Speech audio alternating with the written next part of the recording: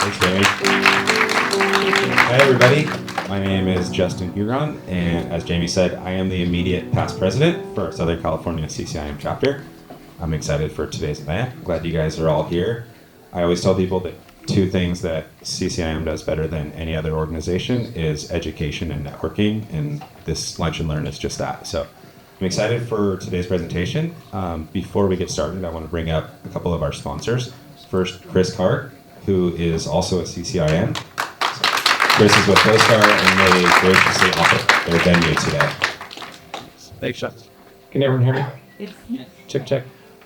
Greg will kill me if I don't mention this as security. Before you leave, can you leave your badges, please? We all know where you live, your phone numbers, your email, blood type.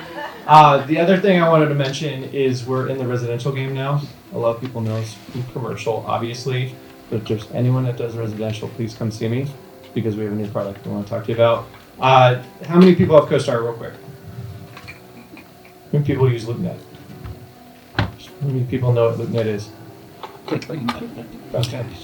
This is the right crowd. Locally and nationally over the years, I encourage all of you to go out and take part in the education program, get your designation, and continue to network with us. I am a securities lawyer and I'm local, and you can find me in the chapter information. Thanks. Thanks, Jamie. Thanks to all of you for our chapter. And next, I'll have Jamie Kim, our chapter vice president. Hi everyone, I just wanted to introduce our board. Board members, if you're here in the room, if you could please stand. We have Bonnie Brown, Nita, she is our membership chair, Willie Hugren, Justin Hugren, and Joe and Heidi Stantz. Are you in the room?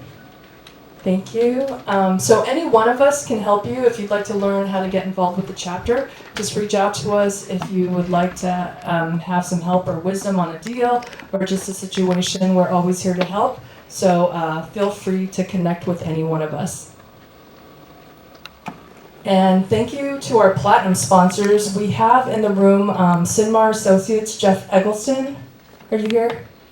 And Claire. And Claire, they're from Sinmar. They are a real estate appraisal company and consulting firm. And we just had a webinar that will go up on our website. So if you missed it, you can definitely partake in that.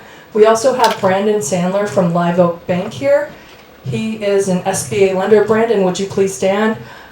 He just joined us, and he is just such a knowledgeable individual. His network is so wide and deep. So if you have any questions, feel free to reach out to Brandon. We also have Beacon 1031, JP Ledesma, who wasn't able to make it today, and Geraldine Serrano, who does cost segregation, specialty tax group.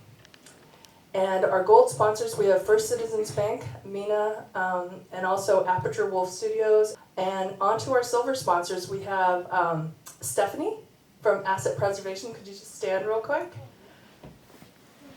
Jean Trowbridge, we have CoStar, Asheville Associates, we have Justin and Willie Hugren, City Service Paving, and our bronze sponsors, Al Kathari from KW Commercial. Could you please stand? In the back, he's our bronze sponsor. He's also been a snack sponsor at some of our CI courses. We have Assured Partners, McAllister Geoscience, and the CDC Small Business Finance. So we thank you to all our sponsors. Upcoming, we have a CI 104 course coming in October 7th through the 10th. We will have a networking there. Specialty Tax Group just came on board as a lunch sponsor. And then Beacon 1031 JP Ledesma will be sponsoring our snacks and our networking. So please join us, and we will be there.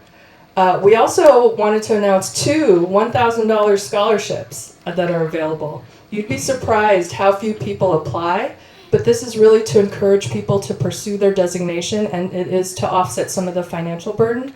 So we have two $1,000 scholarships. You can apply through our website. And upcoming, we have a Lunch and Learn. It's an in-person event at JP Ledesma's office, Beacon 1031, Emerson Equity in Irvine. Fogo de Chao will be doing catered lunch there. It's not going to be the churrascaria, of course, but it'll be an abbreviated version of a Fogo de Chao offering. So please join us. There's limited capacities. I think our max capacity is 20 people at that event. So And then we also have a webinar coming up on syndications and crowdfunding by Gene Trowbridge. If you would like to put a deal together and get people to invest collectively on a single project, he is the man to help you. Please register for this event. We will have it recorded on Zoom, so it'll be available after the fact. And I'd like to bring up Willie Hugren. He is personal friends with JD, and he is one of the masterminds behind this event. So he will introduce JD now. Right. I'm really glad to have JD here. I met him many years ago at an SIR conference. I had him write my LinkedIn bio, and he did a great job.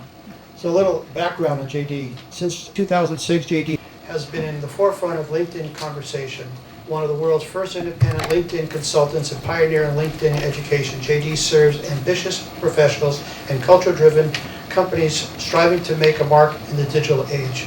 As a speaker, facilitator, writer, and media producer, he draws upon a diverse academic background, fusion of psychology, neuroscience, and humanities. You're going to get a lot of value out of him. I'm not going to go on too much more. I could go on forever talking about him, but I'd like to get JD to come up here and start his presentation. I want him to wow you guys and be able to take something out of here today that you can make money with.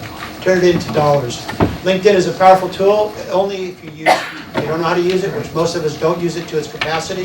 Hopefully JD will give us some tips on how to do that.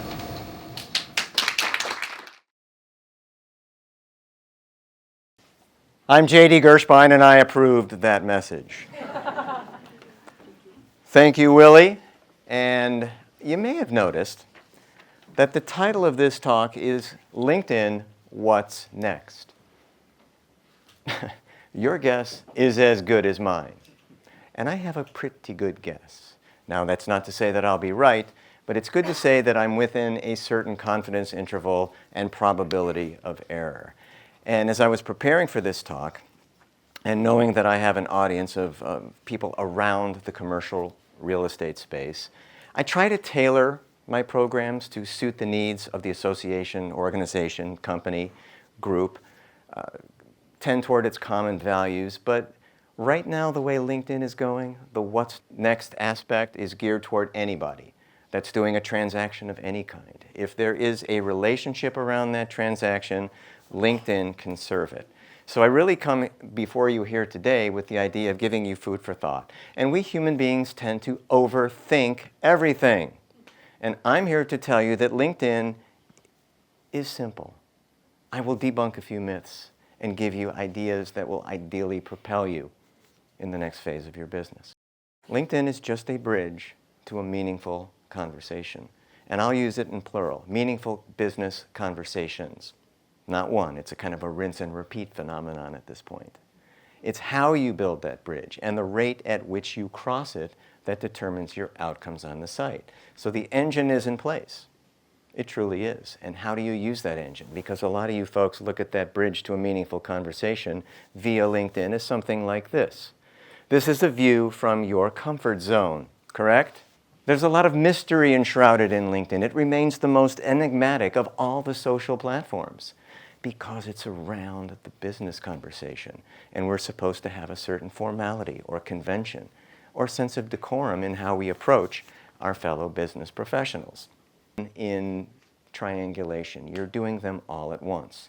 The first is marketing. It's all about getting the message across. And of course, LinkedIn is a personal marketing and personal selling platform. The second of the activities is connecting. Connecting, of course, is the sine qua non of LinkedIn. You're on LinkedIn to find people with whom may become your economic buyers, collaborators, confidants, or just first-degree connections who support you, will evangelize your work. And if you're producing content, it's important to have evangelists, I assure you. And the third, which could be the most underrated of all the key activities, is learning.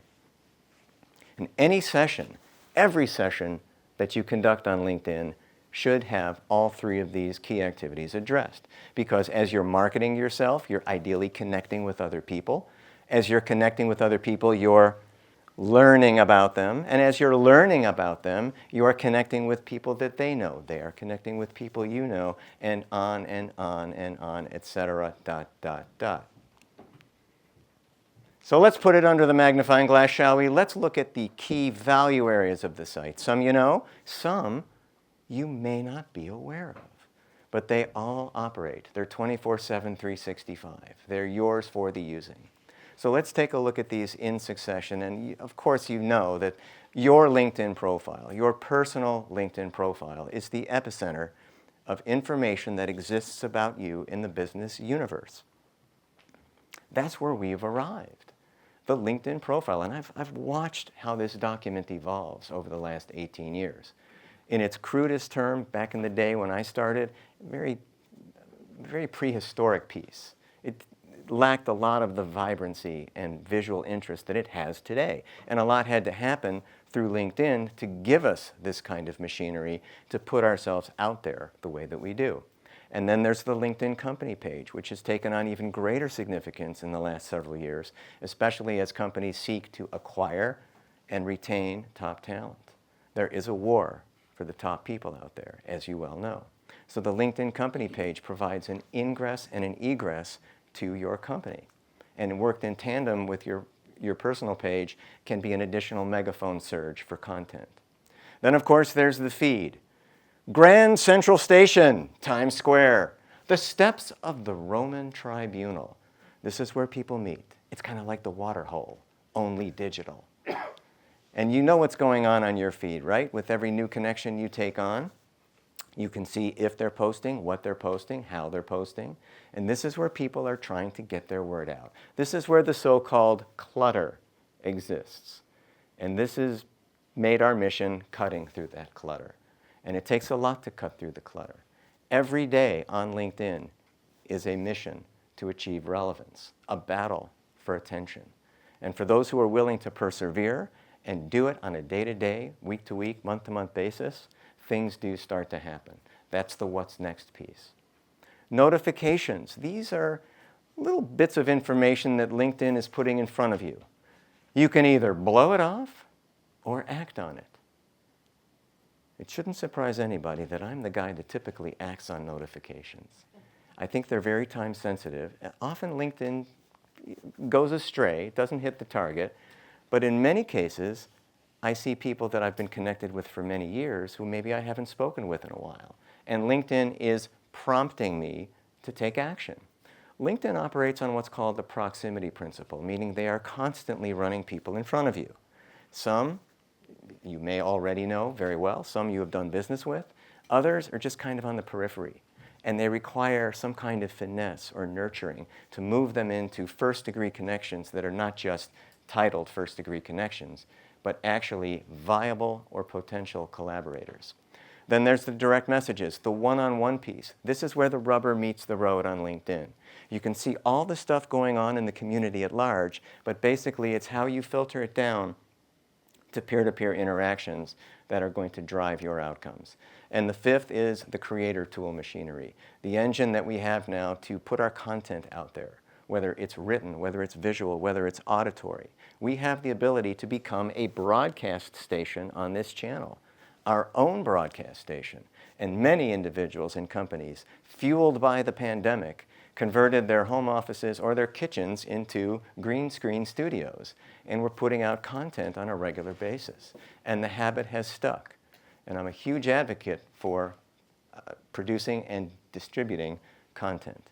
Wherever you go, whatever you do, there is a decision on you, your capabilities as a vendor, service provider, first-degree connection, collaborator, connector.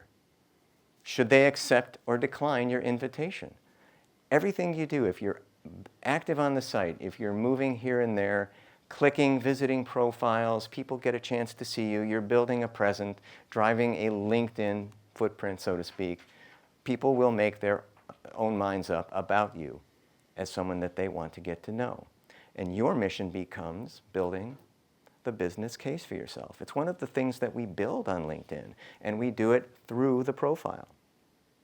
We do it through content, and we do it through one-on-one interactions. And as we build the case for ourselves, we build a community. We actually move, you'll hear more of this in a moment, we actually move from a static network to a dynamic community. Dynamic means movement. It means kinetics. And through this community, we find people that we want to work with. We kind of fine-tune our presentation, our communication, and our ability to engage. And we meet people. We meet them where they are. We collaborate. We co-create. And we have conversations that, if all goes well, leads to a sales moment. And then you can start. Only then can you start to build this nebulous neural concept called a brand. So where is the opportunity today? And I'm going to open this up to interaction in a little bit, and we'll have a few ground rules for stepping up to the microphone, asking questions, sharing an idea or a thought, success story, what pisses you off about the thing. I'd like to hear it all, because I know you've got opinions. I know that there are people who do have questions. Ideally, you can get them asked in this incredibly psychologically safe space I'm creating. Does everybody feel psychologically safe in this space? Or can I do more to make it even more psychologically safe? I'm going to give you 5 strategic shifts to make. This is not a workshop today, although I do offer workshops. This is food for thought. And to give you food for thought, I have to talk about mindset. And there are a lot of people out there who are claiming to shift mindset. I'm one of them, but I think that after today, I will have shifted a mindset or two here. And you will look at and think about LinkedIn differently. So, 5 mindset shifts. I'm ready, JD, hit me. This is what comes next. To change, to transform. And if I'm going to speak to you about the transformational power of LinkedIn, I have to give you some insight as to my own transformation, because I am changed as a result of the platform. When I washed up on the shores of LinkedIn in 2006, I had no concept of myself in the business world. I knew I provided value.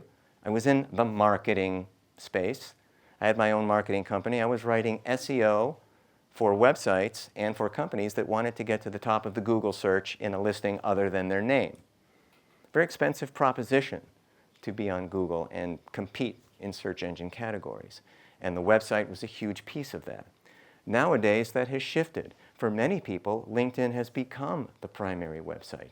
That's where I want people to go. I have a website. It's really cool.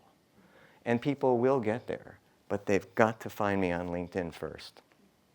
First major strategic shift. Forget about the word network. Well, don't forget about it. We're here to network today. But what you're building on LinkedIn, what you're accruing, what you're assembling is not a static, schematic network, but a vibrant and dynamic community. These are living, breathing, thinking, feeling human beings out there that you're communicating with, whose dreams and goals are as real as yours. They are not looking to be sold. They are looking to be talked to on their own terms, approached from a place of understanding and, yes, empathy and giving. The second of these strategic shifts is we move from just about the transaction, and I know I've got deal people here. You folks are deal people. You're in the business of making deals. And after this deal, there's a next deal, and there's another deal, and simultaneously many deals. And you feel like you're kind of spinning plates, right? And you have to add force to this plate, and then to this plate, and then to this plate, or else what? It'll stop, drop, and crash. So conversation management becomes so important on LinkedIn. And you can manage conversations effectively that steer you toward that sales moment, but focusing away from just the exchange of money and into the exchange of faith and trust. And finding those people who can locate things from time to time, for all you Shawshank fans. The third strategic shift for what comes next on LinkedIn is to move away from lead generation. I have eradicated many terms from my vocabulary. I don't talk about lead generation. This is going to be the most unusual LinkedIn talk you've ever been a part of, because I'm not going to tell you how to generate leads. I don't even know how to generate leads, but I do know how to generate demand. I do know how to create intrigue about what I do. And I have set up my LinkedIn profile in a way that speaks to what I do. There's no gray areas. When you look at any of my clients, the profiles that I have done for them, it speaks to who they are as professionals. It brings in narrative, and I curate that narrative and put the best of the best out there so that anyone who visits their page can make an informed decision about who they are, what they do, who they do it for, and most importantly, why they do it. And that's what generates demand. That's what will allow people to get on the 30-minute Zoom call with you and answer your emails. The fourth of the 5 strategic shifts. Move away from this idea of just going out and finding people. Yeah, they're out there. You can buy the same lists that everybody else in your industry is buying. But what's that going to do for you? If you're looking for every CFO within the 50-mile radius of where you office, same people are calling on them. If you're looking for the procurement officer, the logistics manager, they're being called upon constantly all day long. In fact, I know many procurement officers have taken themselves off of LinkedIn for that reason. They just don't want to deal with all the huckstering that's going on. So move away from this and shift your thinking to just meeting people one-on-one. LinkedIn is just eventually 2 people talking. All the this, all the that, personal branding, social networking, social selling, storytelling, all of that goes into a huge filter, and what drips out at the bottom is a one-to-one conversation. Business is done at the one-on-one level on LinkedIn. Yes, you have a corporate presence, a B2B motivation. You do want to find strategic alliances, partners that may not be individuals, but groups of individuals, associations, and companies. But again, at the transactional level, it's all going to be done peer-to-peer, one-to-one, and in many cases in your industry, as in many, face-to-face. And the last of the shifts, it's my personal favorite. We move from just pitching our brains out, selling relentlessly. Is it just me, or has anyone else noticed that there's a lot of pitching going on LinkedIn? Anybody receive an invitation to connect that's basically just a sell? It's happening quite a bit, and I don't know where these pervasive predatory sales behaviors have come from. Certainly people in my industry who are not me are talking about them, because I don't talk about pitching and selling. I talk about giving and availing yourself of your network and your resources, making introductions when asked, writing recommendations when asked, doing the little things that put you into these meaningful conversations and creating sales moments, because it's emotional intelligence that's driving everything on LinkedIn. So to wrap up and get us into more of a Q&A piece here, JD, it sounds great. Yes. Sounds great, right? Yes. But who the hell has the time for all this? Who has the time for all this? Well, LinkedIn is not a quick hit. I'm not the 10 minutes a day guy on LinkedIn. Sorry, folks. I can give you a checklist, but my checklist isn't going to take 10 minutes. My checklist is going to take a lifetime. I'm constantly doing what I recommend anybody would do on LinkedIn, to use the site to serve their businesses.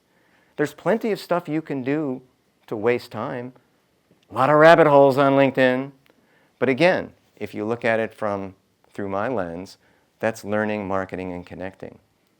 I think eyes on the site and critically thinking your way through each session is going to produce something over the long term. But in the short term, it's a slow and steady incremental build. Nobody builds a brand overnight. It takes a lifetime. But at the same time, you measure what time you do have to what will be effective for you. What is effective for you? I have no idea.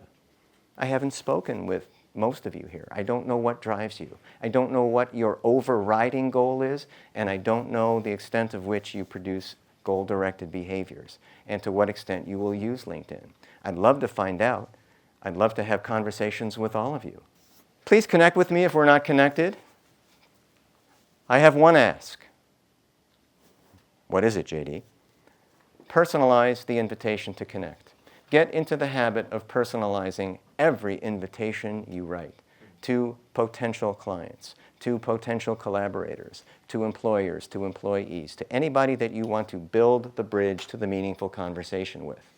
People are noticing this more than ever now, and it amazes me, with all we're hearing about relationship development, that people are just floating the standardized, default, formulaic, generic, prefab greeting to people.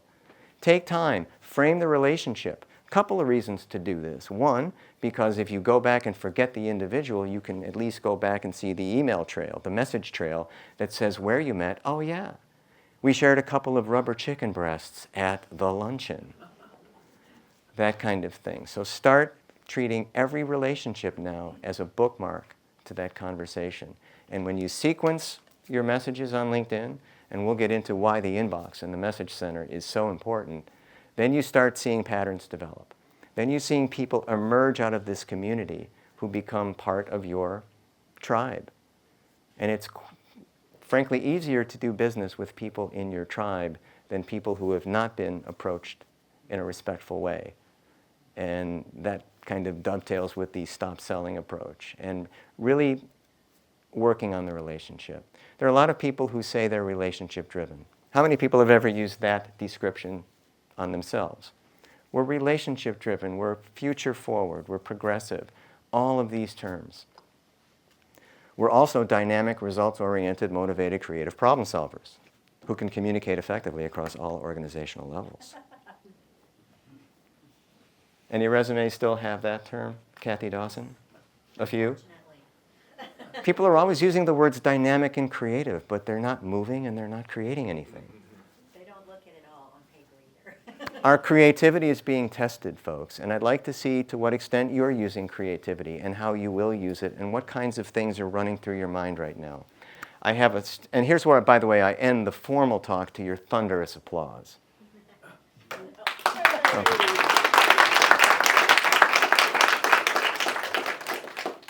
And this may be the perfect time to acknowledge Jamie Kim, Willie Hugron, and Brian Russell, who created this event. So if this hasn't gone well for you, these are the folks to blame.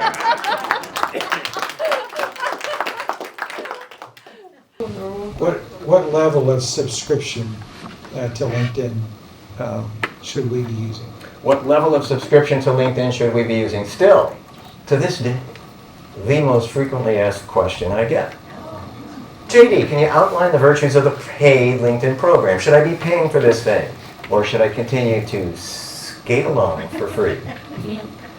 Well, you can accomplish pretty much anything you set out to do with the free program. But if you're using LinkedIn in their masterful pay-to-play program, you reach a point where you can see the information they're withholding from you. And if you get redirected to the Upgrade Now page more than you'd like, the time is probably right to upgrade. But that said, there are benefits to paying for LinkedIn. One is the enhanced information that you can extract from anyone other than a first-degree connection, search filters for expanded capability for finding others, and also what's most important to me is the Who's Viewed My Profile expansion. In the free LinkedIn program, you will only see the last 5 people who have visited your page. When you open up, you get the expanded metrics, and you can see 90 days worth of profile views. And the Who's Viewed My Profile is the only metric I care about on LinkedIn.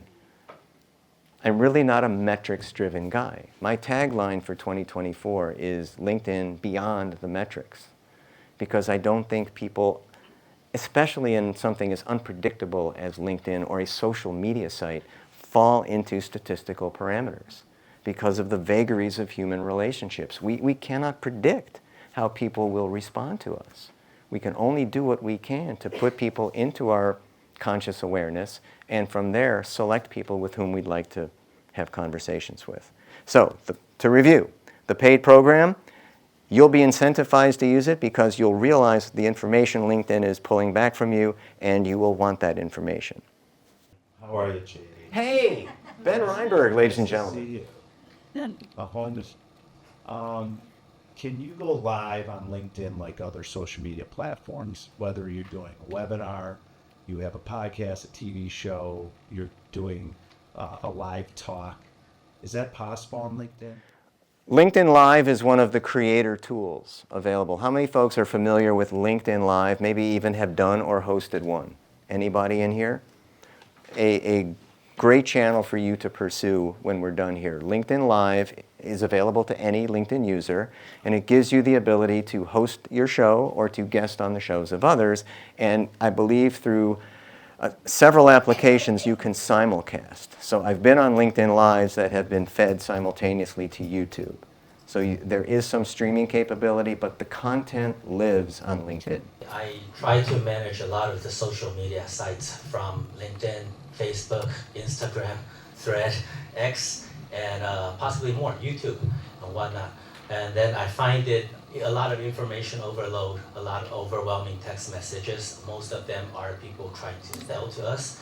And then so, you know, after your connection goes like over 1,000 or 2,000, I start to lose track and I start to get disinterested by responding. Like I see a lot of message, but I don't see any content in there. So I start to ignore it. And then now I try to become a content creator of my own and post on all the social medias, which is becoming just like an advertisement billboard nowadays, but I'm losing the connection that I was able to get before. And I'm normally a very passive person, meaning I'm trying to exercise yes man concept. If people do invite me, I will not say no, I'll try my best to attend it, but it's very difficult for me to reach out to any particular person. Because after you have a few thousands of people, maybe you will know 20 SEO search engine optimizer, 20 marketing guys, and 20 handyman, 20 electricians. But when a client asks you, hey, do you have any good guys? I don't have anyone that I could really name and say, yeah, this guy is so good, you should call him. So it's like you know so much on a shallow surface, but you don't have anyone deep enough. That's just my thought. No secret that the human brain cannot manage a network of any size like that. Even when you look at folks who have only a couple hundred first-degree connections, then think of that. That's who has the bandwidth for networks or communities that run into the thousands, even 5 figures? How about influencers with 5 or 6 figure followings? I mean, they're not having relationships with everybody. But at the same time, there's something to be said for understanding certain areas of interaction that you've had with people. And that's why I've learned that my superpower through the years has been managing thousands of conversations simultaneously. I'm that guy. I'm my own algorithm. I'm my own CRM. The time it takes to put notes about a certain prospect into a CRM could be spent just messaging them, because that will become your way of keeping track of their responses, their preferences, and because you're now running your messaging volley like an interview. So typically, and I could take you through this, I don't think we have the time now, you don't really want to know what converts on LinkedIn, right? No, we do. Oh, you do? May I? Yes. I'm the guy that doesn't let people off the hook when they want to connect with me on LinkedIn, or if I want to connect with them. And I will explain it this way. Whether I'm introduced to you, whether I find you on my own, and everything I do on LinkedIn is organic. I'm not connected with people that are 2 steps away from me, and I don't cold approach anyone. Remember that strategic shift? Everything I accomplish on LinkedIn is organic. It means through existing people. We've lost the audio feed. Can you hear me now? Yes. So what I do is I isolate people for conversations. And as I'm connecting with them, I'm bookmarking them. Every conversation has a shelf life. And not every conversation is going to evolve into a sales moment. So I've got to kind of draw the happy medium between people that I'm going to have as first-degree connections, or they will have me at first-degree connections, but the conversation reaches a certain threshold. But we don't go dark, we just kind of bookmark it. Something could happen later. In getting ready for this 4 days that I'm out here in your wonderful area of the United States, I went through a lot of profiles, and I revitalized a lot of conversations that had run dormant through the years pre-pandemic, when our focus was elsewhere, correct? So what I did was I just brought it back. I looked at the threads of hundreds of people, and I said, hey, I'm coming into the area. any opportunity for us to get together, that kind of thing. And I was able to go back to Willie, and Willie and I engaged in conversation, and he talked to Jamie, and I'm here. How did this happen? Marla Noel here, who was in the second row, sitting next to Terry Goldfarb here. Two of my dear first-degree connections, although Marla I just met yesterday for the first time. It's all about what can you use and how can you leverage existing relationships to create opportunities. And that's where I kind of let my eyes fall, because there's so much toxicity out there. They're ghosting you, right? Anybody ever been ghosted here? No, JD. Everybody acts on our proposals within 24 hours. Ghosting behaviors, going dark. After a first-degree connection is made, people just kind of veering off into the sunset. What's the point? Who's connecting for sport? But I'm the guy that doesn't let people escape. I've made a conscious choice that I want to evolve a relationship. And I don't do it overtly. I just message people. Remember, just people talking? I'm using LinkedIn as a bridge. So for all of the bandwidth issues that we have, what truly converts on the site is the ability to dive in and create these little clusters of one-on-one conversations that become your LinkedIn funnel or pipeline. I know it's a salesy term, but it's the right term, because not everybody's going to move through that pipeline. There are some who are clogging my pipeline from 15 years ago. They're never going to be my buyers, and that's fine. But they're good human beings, and I've worked on the relationship, so perhaps one day they'll open a door for me, and I for them, which is most important. And I take my role as a super connector very seriously. There are people who will kind of say, Tom, have a look at my network. If there's anyone you want an introduction to, I'm happy to make it.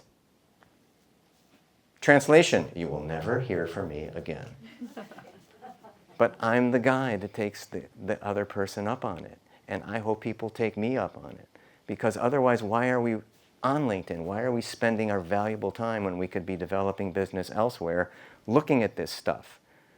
Well, because they said we should, JD. We should be on LinkedIn. We should be tending to the profile. We should be connecting with relevant people. Decision makers. Well, your decision makers are not prepared to make a decision on you until there's equity built into the relationship. Good term, Willie and Jamie, to use equity in a relationship. JD, can you talk about the algorithm? Because recently you told us, or you revealed, that comments actually have more reach, more power than a repost. If you could give us some tips on that. Sure. Show of hands, how many people are creating content on a regular basis and posting it on LinkedIn? And regular content defines as once a week. How many people are dabbling with the idea? They're getting ready to explore content marketing, and maybe have even engaged a firm or a VA or, okay. So that's where it's at. LinkedIn, the way it's set up right now, is designed to favor content creators and community builders. And I think to a certain point, we're all gravitating toward that. And I don't like to use terms like all, but basically I'm connecting with people who are very content focused and community driven. And I see their work every day out there, adding to the clutter, right? How do you get your message out there from just hurling it into the void to finding the right set of eyes? And here's a piece of the conversion that I alluded to in the answer before this. When I look at what's going on LinkedIn, I'm appalled that people are posting what they're posting at times. I don't think it serves them, and I think there's a lot of banal, mundane, small talk going out there. But yet these people think they are appeasing the algorithm gods by commenting on the posts of others, posting content X times per week at whatever time of day they've been told, maybe by HubSpot, maybe by someone else, that you have to post this time, 10 o'clock a.m. local time, Monday, Wednesday, Friday, whatever. But the key is I create my own algorithm. The algorithm is spotty. It's iffy. And you have to make friends with it to a certain point. But the algorithm basically defines as the way LinkedIn moves your information and the information of those in your network across the site. And then there are people that are infiltrating your site, like those who take out sponsored ads. So you're seeing a lot more people getting on the LinkedIn advertising train and sending these ads in front of you. Confession? I don't look at them. I gloss right through them. I don't understand the whole LinkedIn advertising concept because people are just trying to get to something that appeals to them. And if something is overly advertising, they're going to just, again, they won't lean into it. What gets people to stop in their tracks is good quality content that resonates with them in some way, or they have a good first-degree connection with you and they're willing to lean in and hear what you have to say. But there's no strategy for beating the algorithm. It's more like a you can't live with it, can't live without it proposition, and everybody's kind of talking about it. But I don't really pay attention to it because I don't favor the spray and pray approach. Again, demand generation. I have created a core of content that I'm ready to lead people to, which is what I would advise to you. This is what converts. Your expertise demonstrated to people on a one-on-one level and not worried about who the hell is making an impression, who's liking it, who's viewing it. Those are vanity metrics. They'll maybe get you puffy-chested for a day because you've got 1,000 or so impressions. But 1,000 or so impressions without any conversion or follow-up conversation compared to, say, 5 or 10 comments from the right viewer, which would you rather have? I look at the right viewer, and those are the folks that I want to initiate a dialogue with. The rest, I don't know, maybe they're doing you a solid. He's a good guy. I'll like his post. Maybe it'll get me exposure within his network. That's kind of the meta thinking that goes on LinkedIn is how can I get more reach, more coverage, more exposure? But at the same time, how can I find someone who's going to work with me, collaborate with me, listen to me, return my emails? It's tough to get emails returned these days. Everybody's head down. We're a very self-absorbed society, aren't we? Oh, excuse me, I was distracted. Some of you may know of a book out there called The Go-Giver by Bob Burg. Show of hands if you do. It's a pretty popular book, and I know business books are, there's more coming out every day. But Bob Burg is a guy very well known in Chicago. He's out of Sarasota, Florida, I believe. And he wrote this book called The Go-Giver. And it's become a Bible for some people who are just of that ilk. They're just giving, altruistic people. And I do believe in that modeling. I really do believe that when you show the effort to give, you are in position to get. The universal law of reciprocity. Anybody else adhere to that type of thinking? There's a lot of operating on faith going on these days. You have to believe that the work you're doing is good. You have to believe that the value you're putting out in the universe will find and intersect with the right people and resonate with them. And I believe that. And when they come to me and when they have liked what I have done and they're in a conversation with me, a meaningful conversation, I put myself out there for them. I connect them. Or if something comes up in our conversation, I know to whom I can direct them. I have a very broad directory of resources out there in business. So to Tom's point, I know if somebody needs EOS implementation or is looking for a franchise opportunity. I know who these people are. I can get them to the right person. I want to thank you because I was a little embarrassed to come up here and say what I'm going to say. She's just raised the bar for everybody. If you thought this was a psychologically unsafe space before that. So I have an ostrich in the stand type relationship with LinkedIn. I'm of a certain age in life where it doesn't feel right to be exposed, and I have to be on LinkedIn, I have to be on Instagram. I absolutely hate it, and I don't like putting images of myself or anything up there. How do I overcome? I have this mental block towards LinkedIn, and I don't know how to overcome it, so I'm just... First thing you'll do is you'll have to book some time with me. And I'm going to walk you through this. It's going to be deep, it's going to be immersive, there are going to be some things you like, there are going to be some things you don't like. But you're going to grow, you're going to build.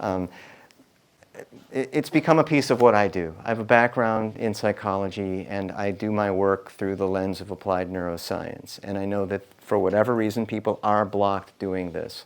It could be something within the emotional framework, or maybe, I mean, as children, weren't we taught by our parents not to boast about ourselves? Not to talk to strangers. Not to talk to strangers, not to do everything that LinkedIn is asking us to do. I understand the inhibition. Yes, and I totally understand your inhibitions. You're not alone. But at some point, if you're going to use this to develop business, if you're curious about LinkedIn and how it truly works, and a couple of the steps I've given you as to what converts from your investment of time, it does involve putting yourself out there in a way that you're ideally taken at face value, that people will understand your unique proposition of value. And that's, again, building the business case. And a lot of people do that through posts and through extending themselves in a way that they may not do. And hard to believe, I was a bit of a shy kid growing up, but I kind of found it in the insular world of the internet. I acculturated well. And I think that's where I think you're at. You have to acculturate into the system. And feel the ethos of LinkedIn and build your community in a way that supports you, not that's going to alienate or judge you. So my question, I'm kind of struggling with even how to ask you the question. So if this sounds stupid, it probably does sound stupid, but the feed. Okay, so I've tried over and over. I know I need to utilize LinkedIn somehow, and I've been pretty, I don't accept everybody's invitation, but I probably have like all my college buddies are on there, and then all my clients.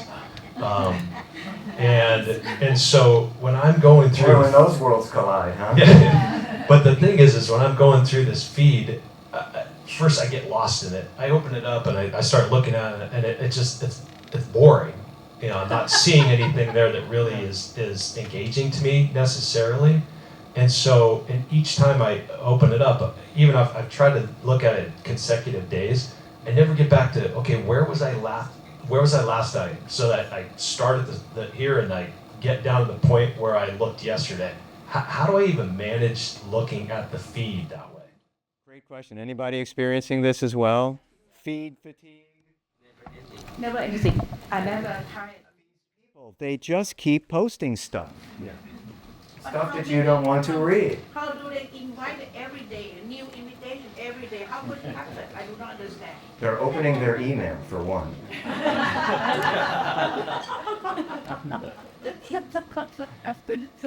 Feed fatigue. This is the so-called clutter that everybody who wants to cut through is tasked with, present company included.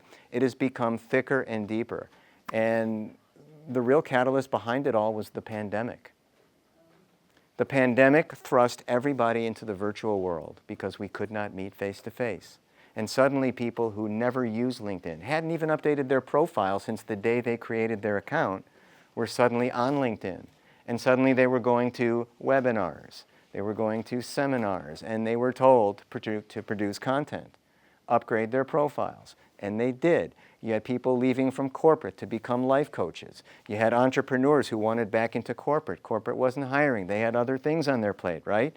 Like trying to keep a team engaged while working remotely. So it was a mess. Think of those dark days of the pandemic. But we were building relationships. And the reason that I'm here today is largely because of the relationships I built during the pandemic. And these are very tight friendships now because we came to each other in a healthcare crisis, a global healthcare crisis that really put us in touch with our own vulnerability, frailty, and mortality. So people started just putting it out there. They were cathartic. We saw posts on LinkedIn that were never there before. Prior to the pandemic, you would have never seen anybody post anything about their health struggles, about what they were feeling as a result of what was going on in the country. There were a couple episodes of social injustice that got everybody really riled up, and it started to filter through into the posts. And as a guy that studies the social science around this, I was amazed that finally professionals were using this platform to communicate other things than just their new listing. So, what I would say is that these are people, again, that are trying their best to break through the ether, get to the people they want to meet, which is, again, that direct outreach piece. Accrue a portfolio of content and lead people to it.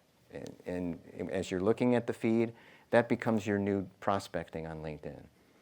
When I think of prospecting, what it means now on LinkedIn, that doesn't mean that you're plugging in a zip code and looking to see who are the top 50 people within your area that could be buyers, but it means looking through the feed, finding people with whom you should be in a conversation with. They're there. And then keep a dedicated notebook, your own personal CRM system about who you should be reaching out to. And just focus on the key people. Before I get you to the next question, how many folks here are familiar with the Pareto principle? The so-called 80-20 rule. That states, and I'm paraphrasing in my own words, not AI. Is it? Pareto principle. That 80% of the output of a given system will be produced by 20% of the input. So in other words, 20% coming in, mixes out, and 80% of that conceivable potential output will be produced by this 20%. Your mission with LinkedIn is to find the 20% who's going to produce that 80% output. Simplify the math for you? All right. Let's say you have 1,000 first-degree connections. How many of those first-degree connections under the Pareto principle might produce 80% of the conceivable revenue that you could generate?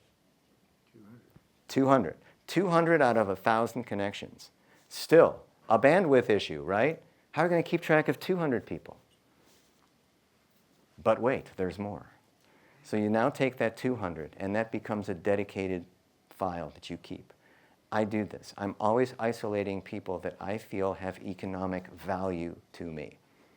And it's okay to consider people as having economic value to you because LinkedIn is a social networking site dedicated for business. Facebook is for friendship. Instagram is for pictures.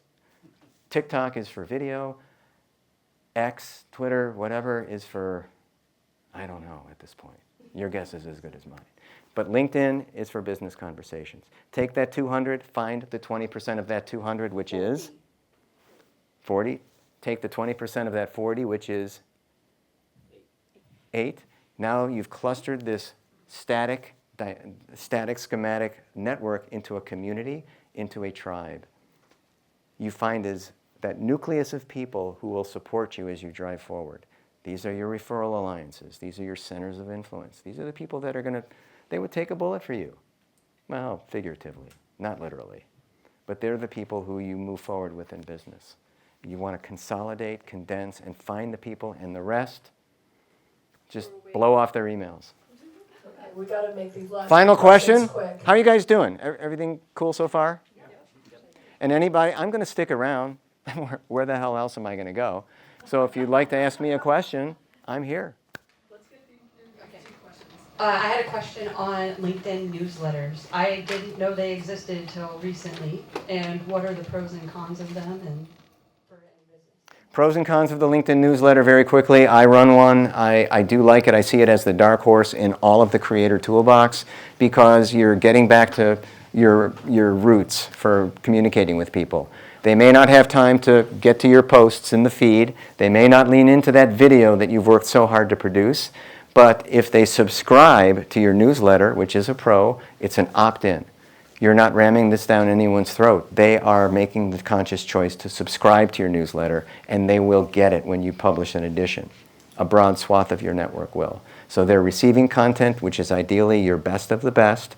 The content lives on LinkedIn. It is indexable and searchable on LinkedIn. And it can become a vital piece of your portfolio, and you can use as leave-behind pieces. hence the demand generation. When you have a conversation with someone, you want to write pieces that you know the conversation's going to steer that way, and you want to send that newsletter edition to them as a follow-up piece. And ideally, with every newsletter edition, there'll be if they haven't subscribed, there'll be a box where they can tick and subscribe to you. And you can build a very nice subscription following through the newsletter. Hello. Hello. There we go. I was probably the first 10,000 members of Den back in the day, about 17 years ago, and so I've taken it now to about 23,000. So I do post 3 or 4 times a week. My question to you is there too much? Because you know, sometimes you see all these movie stars and they're everywhere, and you're like, forget that person. I don't want to be that person. Nor I. So what do you think? Nor I. I think you reach a point where you can oversaturate yourself on LinkedIn, and you have to base it on your personal preference. Nobody needs in quotes to post 3-4 times a week. And if you have a post that is performing particularly well, let it ride. Don't come in behind it with another post, because algorithmically it will cannibalize the performance of that post. And every post, think in terms of making every short form post part of your portfolio. So you can keep it alive by featuring it on your profile for X amount of time, and then just let that run, because anybody that's visiting your profile page will see what content you have saved on your page, and you're basically curating an exhibit. So I will be posting this, and I usually post wherever I go, and so that means I go 2 or 3 places a week, right? But you're suggesting that I should only post once, maybe that week, and then maybe just put them all together, or we can ask for Maybe you'll win the But raffle. you're leaving these people hanging. 3 or 4 times a week is okay. If you're going to events like that, you're actually a LinkedIn correspondent. So you're chronicling what you're doing, which is great, a best use of LinkedIn content. And basically, you're also showcasing people. That's not going to offend anyone. It's if it's overtly pitchy and other types of things.